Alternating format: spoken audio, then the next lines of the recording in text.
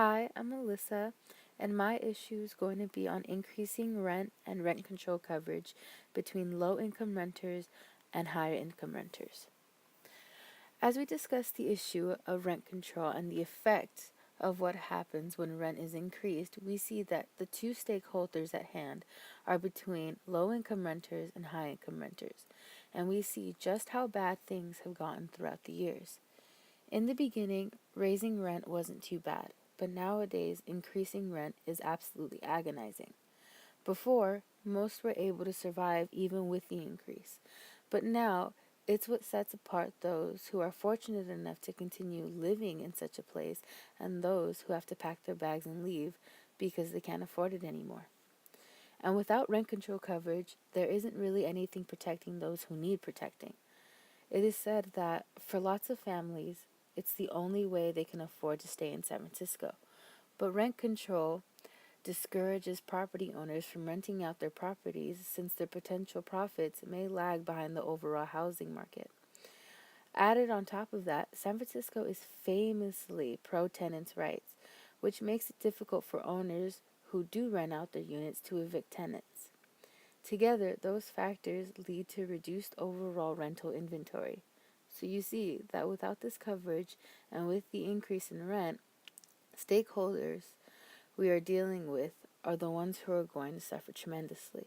And when taking a look at the positions in which these two stakeholders take when it comes to this issue, both do not agree with how things are going due to the negative impact both groups are in store for. Both groups fear for a day where they won't be able to have a home anymore because they won't be able to afford it. The first claim provided has to do with how low income renters are more dependent upon rent control coverage than high income renters are. Low income renters are known to depend more on rent control coverage because of the low income they have. But the unfortunate truth is that although rent control offers some stability when things fluctuate, it doesn't offer all the necessities needed, such as when rent increases.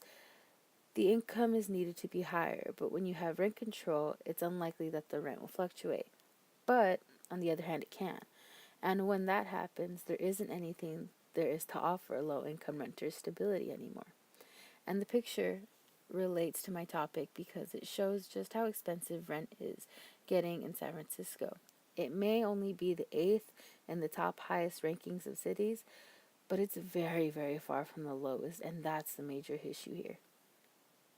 The second claim given has to do with how high income renters are more likely to take a stand over low income renters. Because high income renters have more income to fall back on, they are more likely to risk standing up for what they want due to the amount of extra cushion they have to fall back on if things go the wrong way. Low income renters, on the other hand, can't do such a thing because if they do, they risk being thrown out of their home and possibly not being able to find or afford one for a while.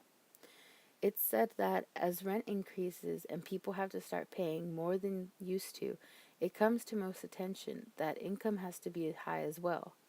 High income is what has to happen if rent continues to increase, because those with low income can't afford to live there.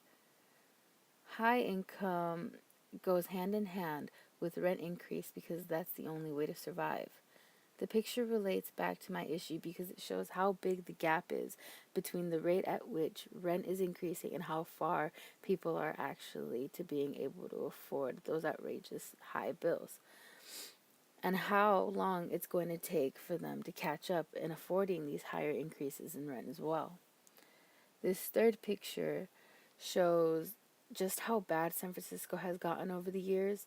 It was stated that something that was $500 in the 80s can now rent for $3,400. In Mission San Francisco, it takes $3,590 just to rent a one-bedroom unit. Imagine how much it'll be if one were to have a family and needed a second room. Imagine how high that rent would go. And although this is just from 2016, imagine how high San Francisco is now. Every year, these rental prices are increasing, and so far, we haven't done all that well at stopping it. And in all honesty, it doesn't look like we're going to be stopping it anytime soon. What's also interesting and a bit disturbing is that there's a story of a man who pays rent um, for a room in a friend's living room for $400. The title literally stated the situation has made some people very desperate. In 2016, designer Peter Berkowitz started living in a box in a roommate's living room for about $400 a month. That's the point this issue has come to. And it needs to be resolved before this gets even more out of hand, especially for those who live in San Francisco.